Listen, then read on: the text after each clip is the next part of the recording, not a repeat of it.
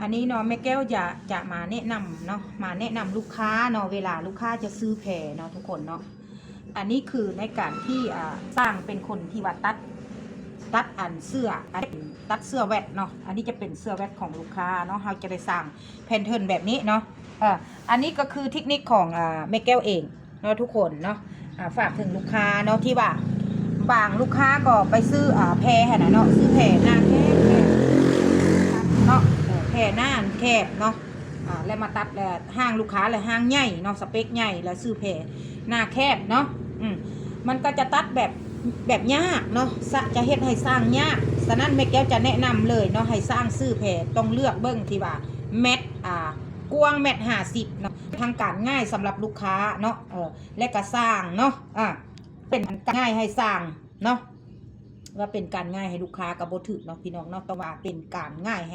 ให้สร้างในการตัดแพรเนาะถ้าอยากได้เสื้องามต้องตัดต้องเอาแพรที่หน้ากว้างเนาะเม็ด50เนาะกว้างเม็ด50ยาวแหละประมาณ1.80 ก็ได้เด้อลูกค้าหรือว่า2 เมตรเนาะ2 เมตรเนี่ยมันจะเหลือน้อยนึงเนาะทุกคนอันนี้คือการในการที่เราตัดเพื่อให้ลูกค้าเนาะถ้าอยากได้เพื่อให้เอา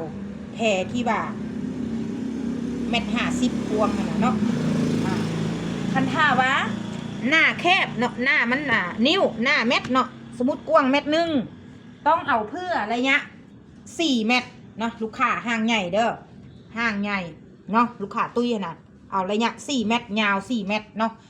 กว้างหัน1 เมตรเนาะกว้าง1 เมตรและยาวต้องเป็น4 เมตรจึงจะพอสเปคของลูกค้า